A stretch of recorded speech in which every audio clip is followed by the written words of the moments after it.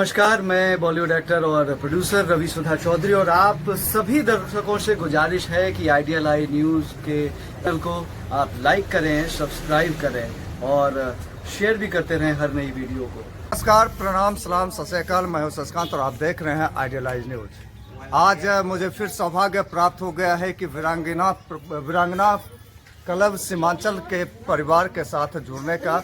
और वीरांगना क्लब सीमांचल बहुत दूर दूर तक जाती हैं और जाकर के मानव सेवा देती हैं। इनकी क्लब की जो मेंबर है वो मानव सेवा देती हैं और खास करके शिक्षा की अलग जगाने की काम करती है। आपको बताते चले कि वीरांगना क्लब सीमांचल के द्वारा अभी हाल फिलहाल में पॉक्सो पर भी काम किया गया है और क्या कुछ पे काम किया गया है उनसे बातचीत करेंगे। फिलहाल अभी मैं परसमनी में आया हूँ, सरसी के परसमनी में, पंचायत परसमनी, और ये थाना भी सरसी पड़ता है। तो यहाँ के सरपंच साहब हैं, तो माननीय सरपंच साहब हैं, तो सबसे पहले उनसे मुखातिब होंगे कि यहाँ पे आज क्या कुछ हो रहा है। परसमनी पंचायत की सरपंच साहिबा हैं, तो आइए सरपंच साहिबा, और संयोग है कि सरपंच साहिबा के साथ सरपंच प्रतिनिधि यानी इनके पति महोदय भी हैं। तो चलिए सबसे पहले बातचीत करते हैं सरपंच साहिबा से कि यहाँ क्या कुछ हो रहा है। मैडम, क्या कुछ हो रहा है ये बताया जाए। यहाँ पे कार्यक्रम चलाया जा रहा है और जो बच्चे स्कूल भी जा रहे हैं उसको स्कूल भेजा जा रहा है। सारे लेडीज आए हुए हैं और हमारा गांव एक दिन शिक्षित होगा और एक दिन बहुत अच्छा होगा हमारा गांव। सारे अच्छा एजुकेशन होगा। पंचायत में आपके दरवाजे पे ये शिविर लगा हुआ है, तो ये किन चीजों के द्वारा लगाया गया है इसके विषय में बताया। जहाँ तक हमें जानकारी है कि वीरांगना क्लब और प्रयास जैक सोसाइटी की ओर से सभी लोग आए हुए हैं ताकि बाल विवाह को रोका जाए और जो ये बाल मजदूरी होता है वो रोका जाए। हम तहे दिल से इन लोगों का स्वागत करते हैं और धन्यवाद भी देते हैं कि हमारे गांव में आप लोग आए, बहुत अच्छा लगा।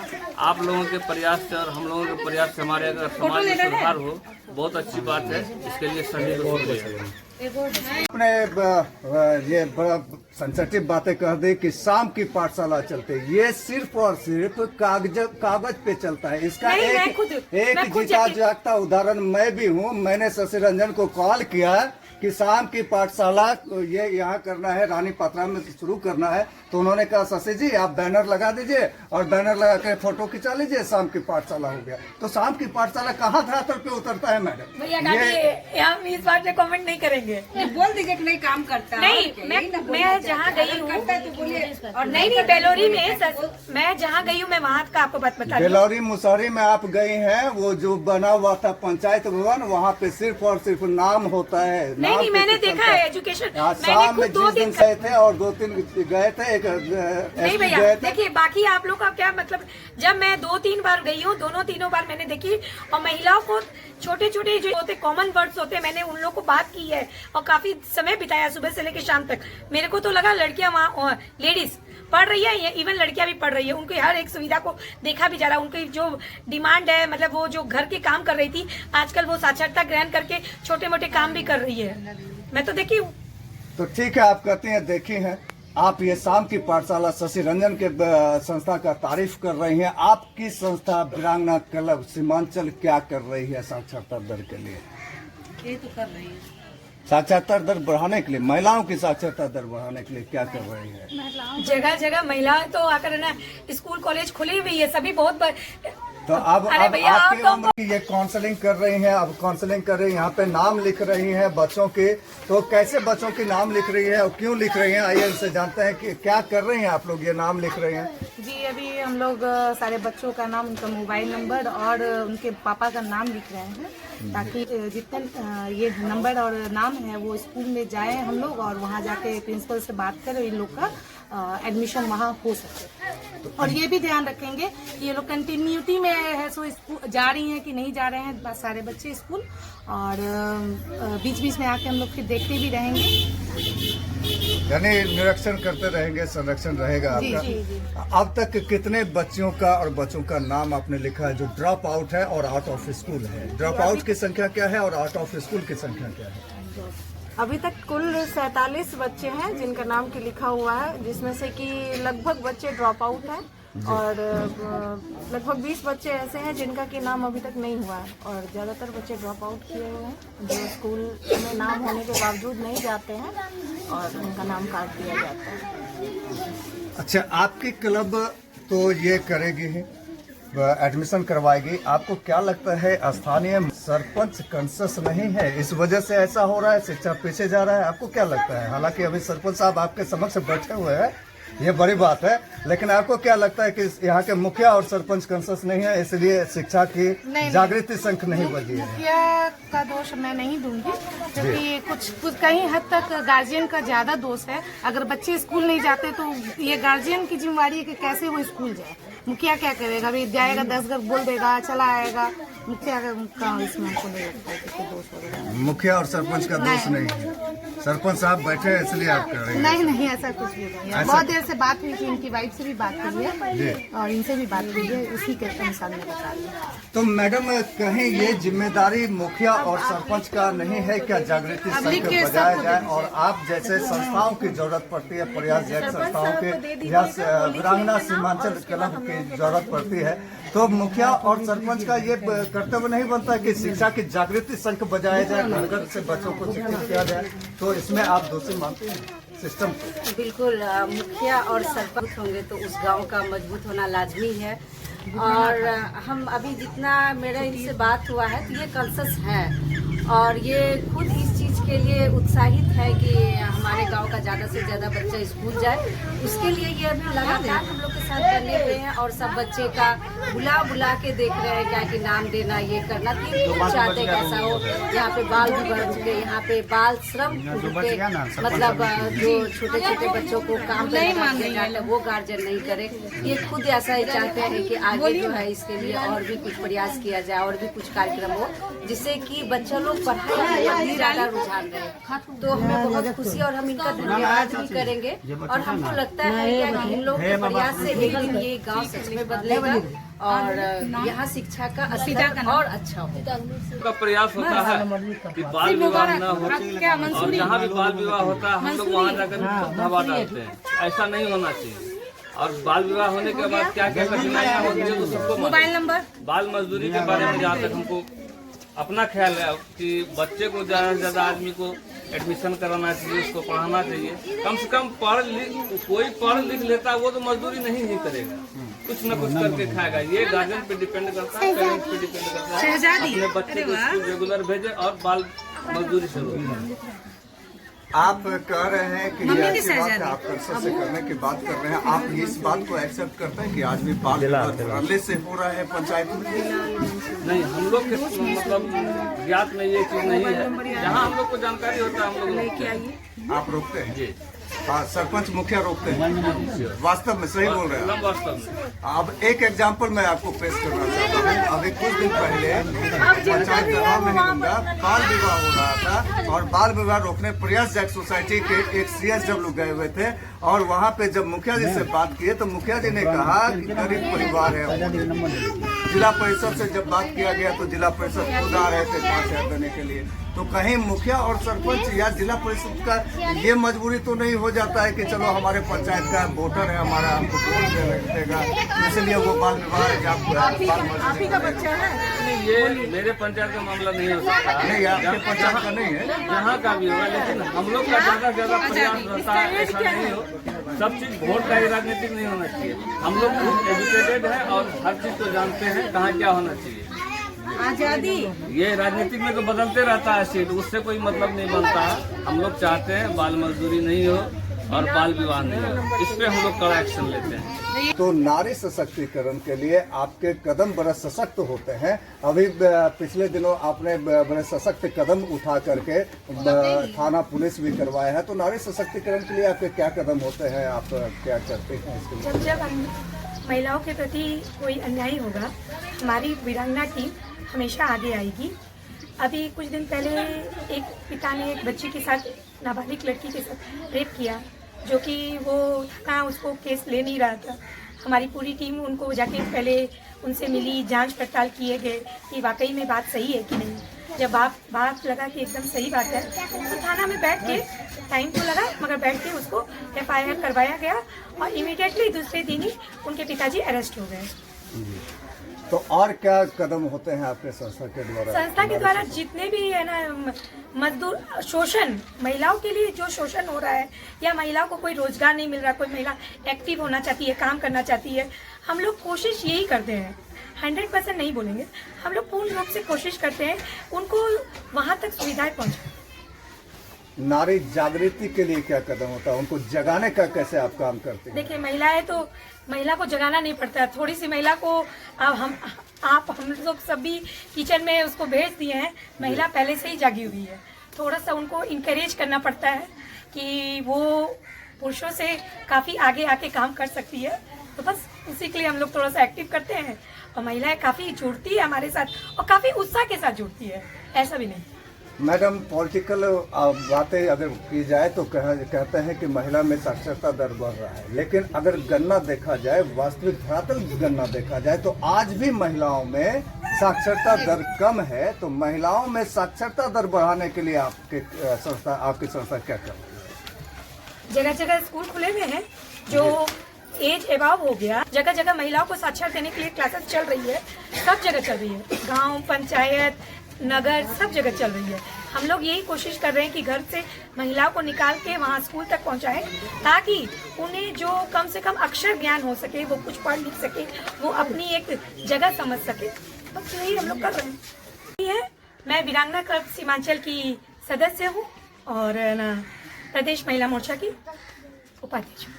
मैम, आप शहर की जाने माने अधिवक्ता में से एक हैं, सामाजिक कार्य से आप जुड़ी भी रही हैं और कई संस्थाएं से जुड़ करके आप सेवाएं देती रहती हैं।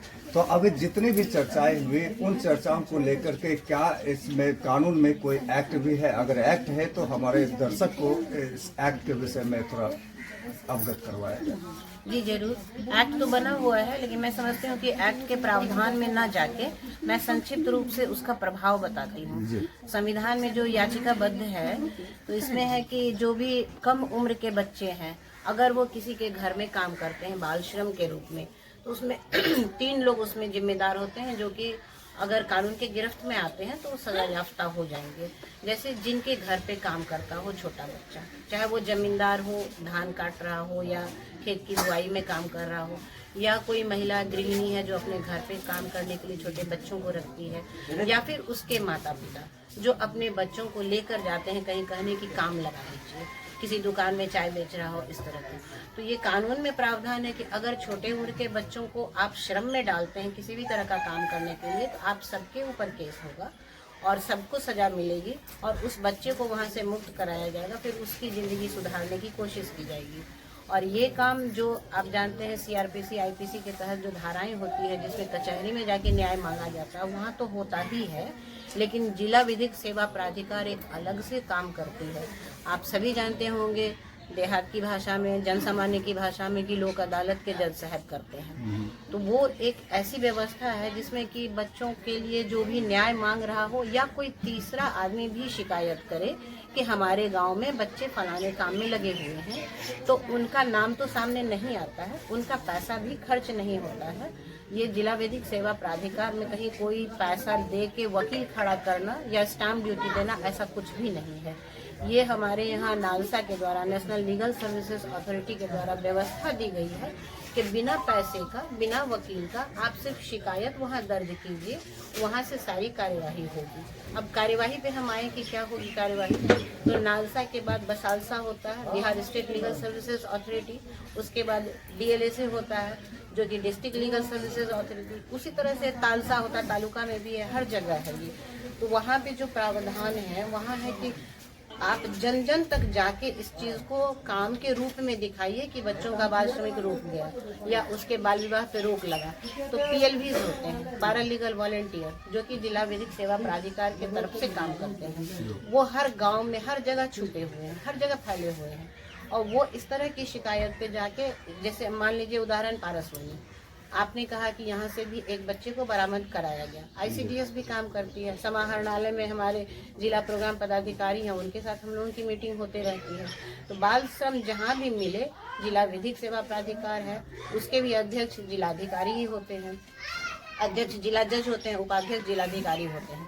तो ये सारी कमेटी मिलके गांव में जाके रूट लेवल पे काम करती है कि ये चीज़ कैसे दूर हो।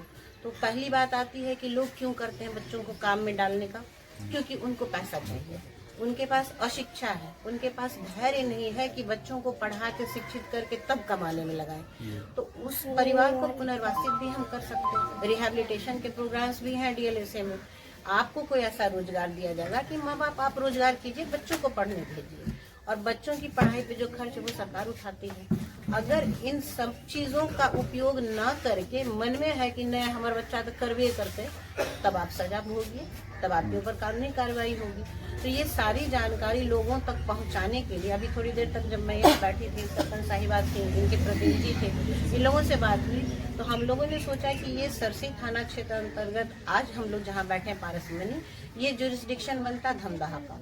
धमदाहा के एसडीओ साहब, सीओ साहब अगर डीएलएसए के तहत मीटिंग करके ये एक प्रोग्राम बनाए कि कन्वाइसिंग करवाया जाए, हर जगह गांव में ये माइक पे कह दिया जाए कि इस तरह से अगर बच्चों को घर पे बैठा के किसी के घर के अंदर चाय दुकान या बागान में काम करा के आप चाहते हैं पैसा कमाना, तो सारे लोग इसमें कानून की गिरफ्त में आएंगे, सजा मिलेगी। और अगर चाहते हैं बच्चों का भविष्य सुधारना, तो हम लोग शिविर लगाते हैं, हम लोग हर तरह की व्यवस्था देते हैं। बहुत सारे ट्रस्ट हैं जो कि समाज सुधार में फ्री में देते हैं, कहीं सिलाई मशीन बांटने के लिए तैयार है। तो आप इस तरह की चीज़ बताइए कि आपका घर चले और आपका बच्चा उसमें एंगेज ना हो के पढ़ाई करे। मैडम, ये एक्ट हुआ बाल मजदूरी के लिए, जी बाल विवाह के लिए भी जिला विधिक प्राधिकार के द्वारा कोई एक्ट है कुछ? ये उसके अंतर्गत कोई अलग से एक्ट नहीं है। जो हमारे संविधान में प्रक्रिया है, जो हमारे संविधान में एक्ट है, उसी के संचालन का सिर्फ तरीका बदल जाता है। अगर आप कानून में कोर्ट में जाते हैं तो लंबी प्रक्रिया में जाते हैं, और वहाँ है कि आपका जो समझौता परख होता है, जिसमें कि लोगों को एहसास होता है कि मेरी गलती हो गई, अब हम सुधारना चाहते हैं, तो उस तरह के केसेस को जिला विधिक सेवा प्राधिकार के तहत लिया जाता है। एक्ट एक ही है, प्रक्रिया छोटी हो गई, सस्ती हो गई, सुलभ हो गया, तो न्याय लोग को सुलभ तरीके से मिला। और जो लोग सजा याफ्ता है या जिनके पास कमी है साधनों की, उनको पुनर्वास के लिए साधन भी दिया गया। तो ये एक अलग सी व्यवस्था हो जाती है, और सजा से बचने के लिए या सजा के बाद फिर से समाज में अच्छे जीवन को प्राप्त करने के लिए वो व्यवस्था जिला विधिक सेवा तो प्राधिकार। पॉक्सो के लिए क्या समाधान है वहाँ? पॉक्सो के लिए है कि वहाँ पे पैनल में जो भी एडवोकेट्स हैं, बच्चियों के साथ होता है, जैसे अभी गुंजा बेंगानी मैम ने बताया। अब उस बच्ची की, जिसके बारे में इन्होंने बताया, उस बच्ची की माँ घर में किसी के घर काम करती है, उस पैसे से वो घर चलाएगी या कचहरी में लड़ेगी। तो ऐसे जिला विधिक सेवा प्राधिकार में पैनल एडवोकेट होते हैं, वहाँ से फ्री का डिफेंस एडवोकेट उनको मिलेगा। उसके द्वारा जो भी केस का खर्च होगा वो एडवोकेट अपना एक बिल बना के डीएलएसए के ऑफिस में समर्पित करते हैं, वहाँ से पेमेंट होता है। उस बच्ची के साथ जो हुआ उसको कोई खर्च नहीं करना पड़ता। और फिर जिसके साथ भी अटेम्प्ट टू रेप या पॉक्सो का कोई भी छोटा मोटा हरकत भी होता है, तो वो फैकल्टी बना हुआ है, एक श्रेणी बनी हुई है कि उसमें उसको मुआवजा भी दिया जाता है, जो कि बिहार स्टेट गवर्नमेंट की ओर से बसालसा से, यानी कि राज्य विधिक सेवा प्राधिकार की ओर से दिया जाता है। तो जिसकी जितनी क्षति हुई, जिसको मेडिकल चाहिए होता है, वो जो डिफेंस पैनल के एडवोकेट काम करेंगे, उनके रिपोर्ट पर जज साहब ये निर्णय लेंगे कि उस बच्ची को क्या मुआवजा दिया जाए। तो ये सारी व्यवस्था है, लेकिन इसकी जानकारी नहीं है। तो मैं चाहूँगी सरपंच मैम से कहना कि आप इस तरह की जागरूकता शिविर का आयोजन कीजिए।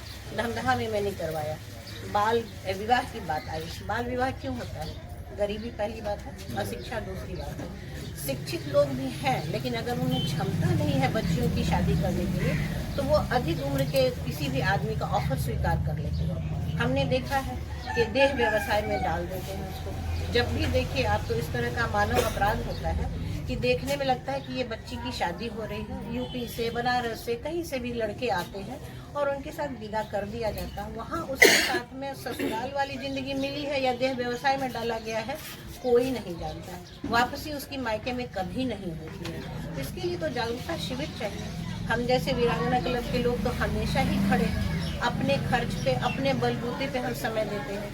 और हमारे ऊपर सरपरस्ती के लिए जिला विधिक सेवा प्राधिकार के लोग हैं, बहुत सारे ट्रस्ट हैं, बहुत लोग ऐसे हैं समाज में जो कि चाहते हैं लेकिन एक स्थानीय स्तर पे तो व्यवस्था होनी चाहिए। हर पंचायत में सरपंच जी हो, मुखिया हो, वार्ड पार्षद हो, उनको ये व्यवस्था देनी चाहिए कि जागरूकता शिविर लगाइए।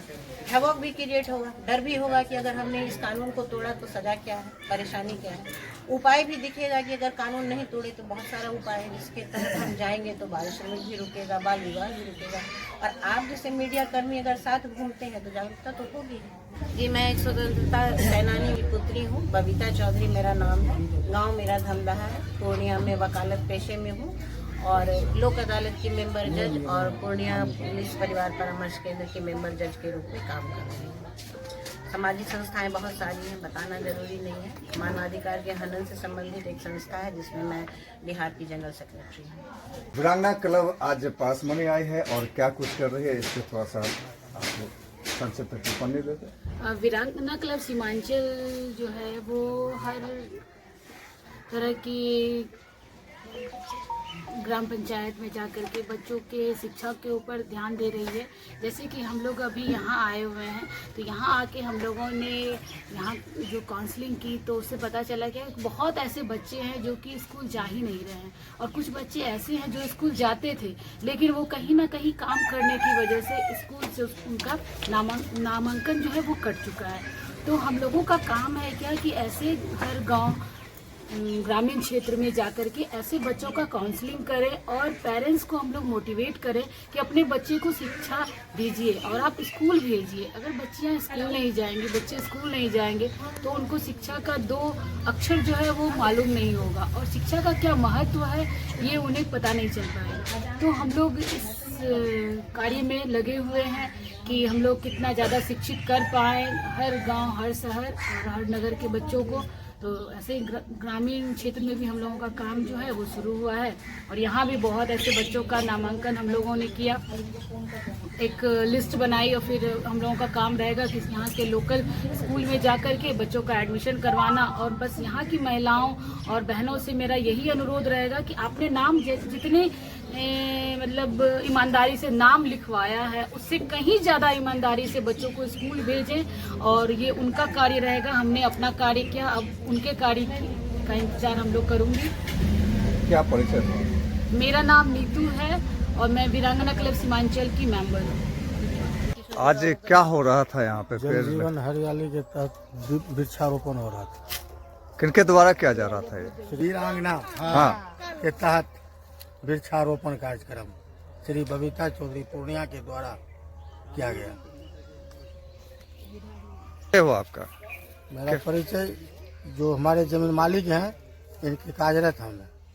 क्या नाम है आपका? मेरा नाम हुआ कपूरचंद महतो, ग्राम धमदा उत्तर, पोस्ट धमदा, थाना धमदा, जिला पूर्णिया, स्थायी निवासी।